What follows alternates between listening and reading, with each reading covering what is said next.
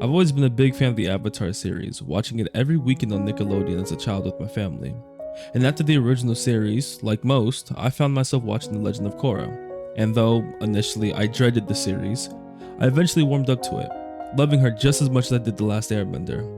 And with the introduction of Avatar 7 Havens, I just assume now is a better time than any to discuss the show. Now, this isn't about me fanboying over one of the greatest pieces of fiction ever. This is rather about Korra and how she's changed the meaning of what it represents to be the Avatar.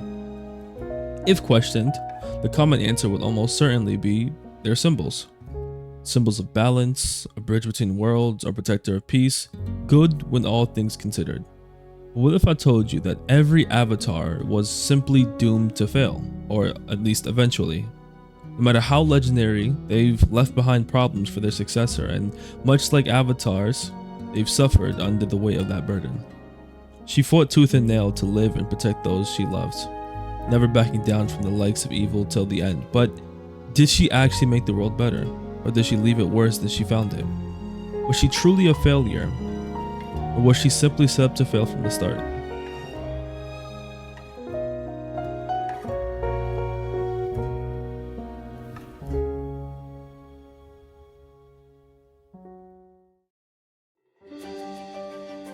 Let's get one thing straight. Korra was not weak. If anything, she was one of the strongest avatars we've ever seen, both physically and mentally. Unlike Aang, who was reluctant to embrace his role as the Avatar, Korra entered the world stage ready to fight, proud to shout her role from the rooftops. From the moment we met her, she had already demonstrated an understanding of three elements, showcasing her innate talent and confidence that set her apart from her predecessors.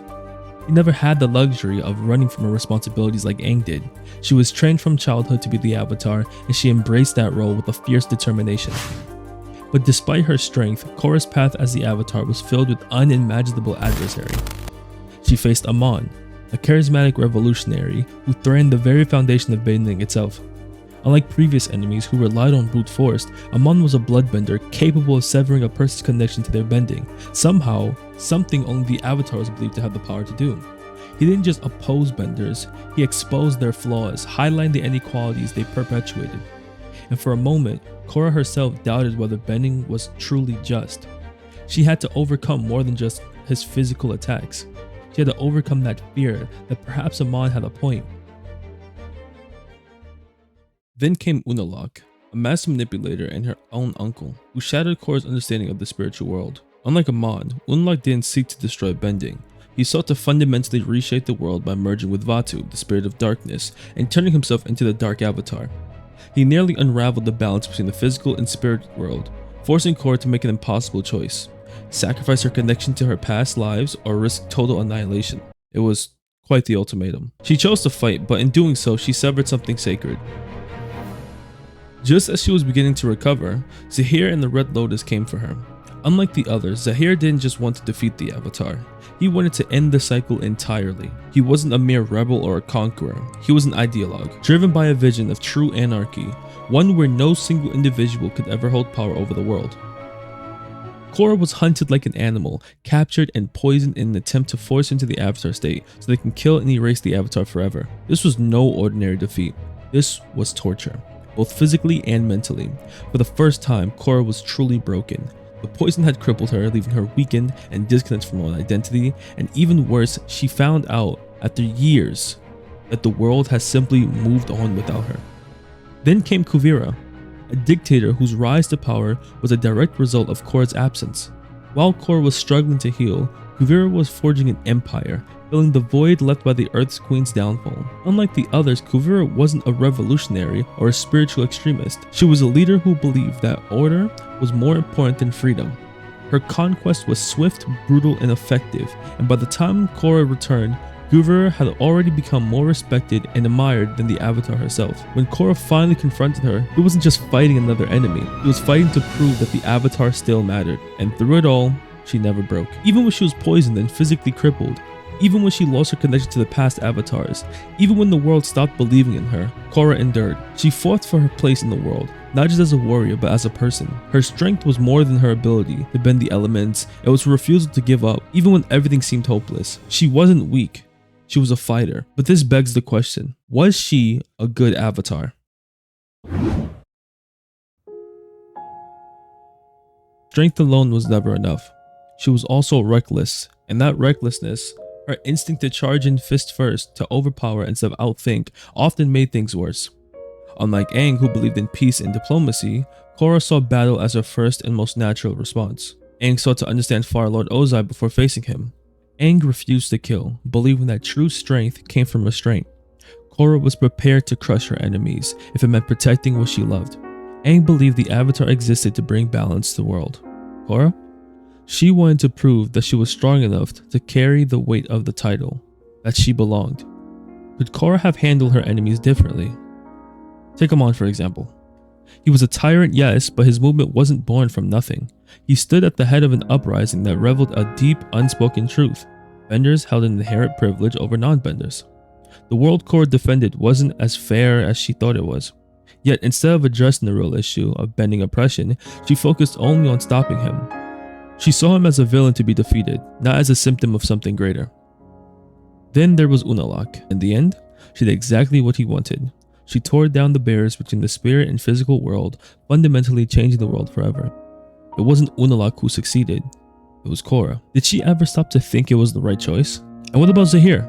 He sought freedom and escaped from corrupt leaders and oppressive rule. Yes, his methods were extreme, but his ideology wasn't entirely wrong. Yet, when Korra defeated him, she left behind no alternative, no new system to ensure the world wouldn't just fall into the next cycle of tyranny. In stopping him, she left a power vacuum that others, like Kuvira, would soon feel. Speaking of that, the would-be conqueror who rose in Korra's absence, Kuvira. She wasn't fueled by revolution or ideology, she was a response to chaos. The Earth Kingdom was in shambles and needed stability. Kuvira provided order where Korra could not. When they finally clashed, it wasn't a battle of ideals, it was a battle of strength. In the end, what did Korra offer in return? What was her plan for the people who had rallied behind Kuvira? She stopped the war, but did she truly solve the problem? For all her strength, did Korra ever seek peace? Or did she escalate the very conflict she was meant to resolve?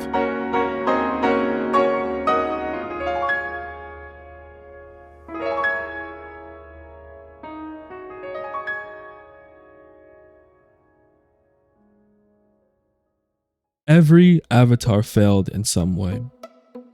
Every single one. Avatar Roku hesitated when he had the chance to stop firelord Sozin, and in doing so, allowed the world to burn in the century-long war. He was wise, powerful, and compassionate, but his loyalty to Sozin was his downfall. If he had acted decisively, how many lives could he have spared? Now, to be fair, Roku died defending his island, and Sozin actually just so happened to be there. Whether he would be there or not, Roku would have died. And from what that I can say, is it really his fault for not killing him?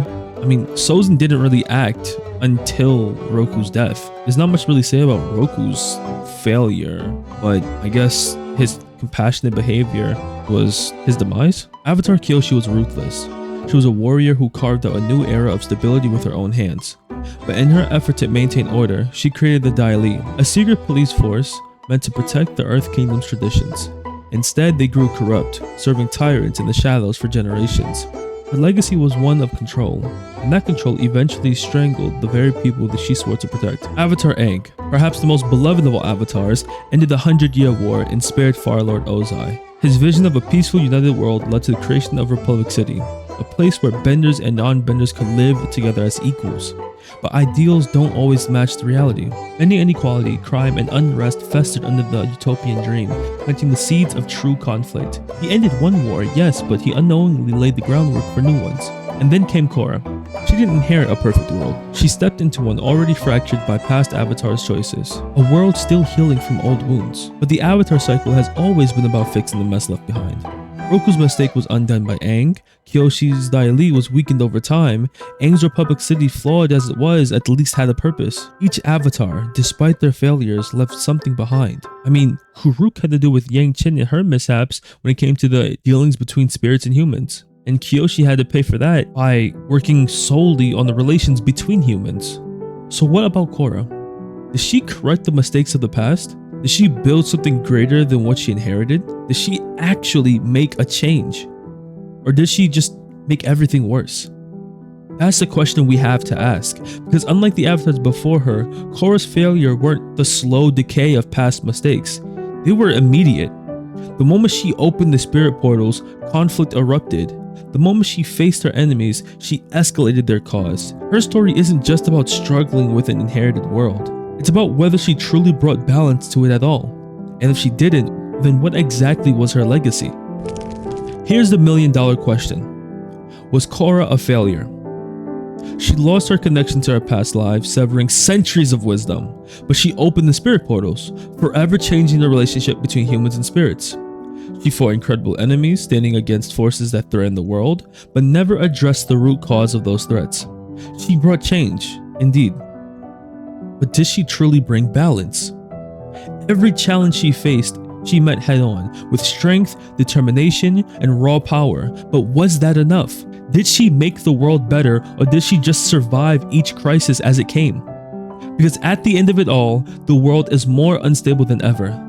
Spirits and humans are in conflict, Republic City has suffered multiple attacks, the Avatar's role is more uncertain than ever before, and the next Avatar, a 10-year-old Earthbender missing a leg, now carries the burden of fixing everything Korra left behind. If this is the legacy of the Avatar, then what does it even mean to be the Avatar anymore?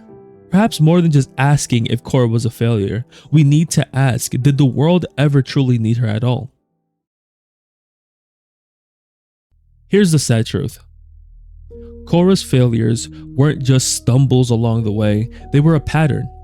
A cycle of fighting, reacting, and surviving, but never truly learning in the way that mattered. From the very start, she was raised to believe that being the Avatar meant being strong, mastering the elements, and fighting threats head-on. But what she was never taught, what she never truly learned, was how to be more than just a warrior. Every Avatar before her had a clear mission, a lasting change they sought to bring to the world. Kyoshi forged stability, Roku maintained peace, and Aang restored balance and unity. Each of them focused on something bigger than themselves, and while their legacies weren't perfect, they at least had direction. But Korra, what did she leave behind? What was her legacy? If anything, she changed the very meaning of the Avatar. But not for the better. No longer the one who brings balance, but the one who threw the world into chaos. Opening the spirit portals disturbed the fragile divide between humans and spirits, and instead of bringing peace, it created new, immediate problems that she never truly resolved. And now, the burden of fixing everything falls on the next Avatar? Her first failure could have been a powerful lesson. A story of someone who was isolated, trained only to fight, and had to unlearn everything to become a true Avatar. That would have been a compelling arc, but instead she never grew past her limitations. Yes, she changed, and yes, she suffered. But what did she ever truly evolve into? Did she ever change into what the world needed? Or was she simply an Avatar who survived but never truly succeeded? The Avatar was never meant to be perfect. They were never meant to fix everything. They were meant to try. And for better or worse, Korra tried. They weren't supposed to be good or evil or anything morally. The Avatar is supposed to bring balance however they saw fit.